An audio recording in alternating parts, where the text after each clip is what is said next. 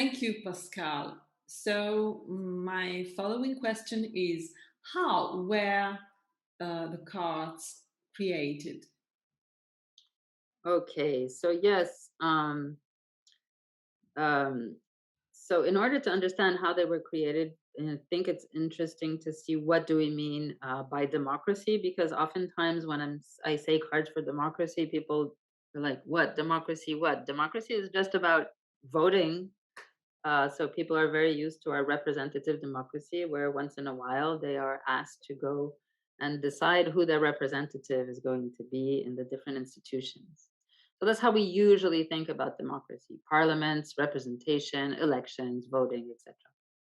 But here we're having a different outlook, and we're seeing democracy as a much broader concept, much broader than just a political form or a method of conducting government or of making laws.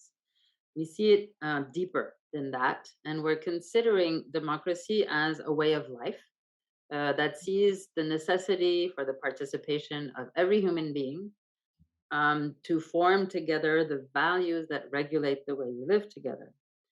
So it's necessary for our social welfare and for our development as human beings to think about these ways of living together. And this is why, in the cards, when we're thinking about everyday democracy, the way we live, work, and treat each other, is really something that is the base even of a democratic culture. I would say this is an interesting concept also. Sometimes we say education for democracy, but we could also say education for democratic culture. And it all starts with me. So the way we act every day has an impact on democratic culture. Whether this impact is very visible, overt, or whether it's implicit or covert, when we're dealing, for example, with bias, prejudice, discrimination, and violence, we need to consider how we as individuals are contributing to the issues. Okay, thank you.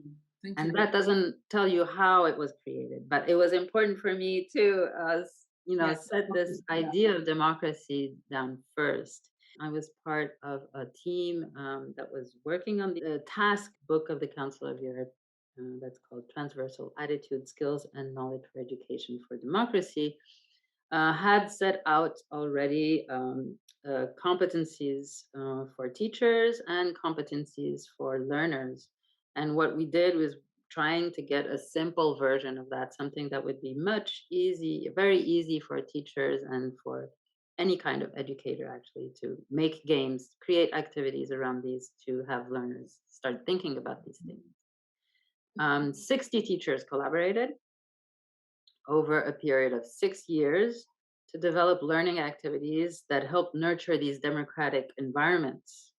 And after working for a certain number of years on their own lesson plans and training material, we actually realized that whether we were looking at history teaching or language teaching or mathematics or civics, etc., there was a core set of learning outcomes that were always the same, no matter what subject area. And so we decided to work on finding out what these were, these core elements. And we found then that these core elements could be articulated in terms of competencies and components of competencies. And this is why, when you're looking at the cards, we have cards that are about attitudes, skills, and knowledge, all of which combined in different ways Mhm. and actually put into action in a certain context is what we mean by competence. I can give an example if that's a bit complicated for the concept of competence, but each card is describing an attitude, a skill, or an understanding that a person needs to be supportive and nurture democratic environments in social groups. So if I take, for example, driving, so you have a car, and then the person who's driving the car will get a license and will acquire there some of the skills for driving. So how do I uh, move the car? How do I brake? How do I park, etc. Also, knowledge. meaning how do I read the road signs? What does a stop sign look like? What does yield mean, etc. But there's also the component of attitudes. I have to be someone who cares about other people's safety, someone who can regulate my emotions so that I don't get into trouble with road rage.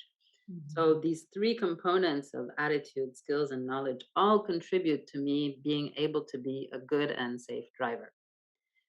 That's a way for us to explain what competencies are and why we're dividing them this way. Yes, thank you very much. Very, very clear.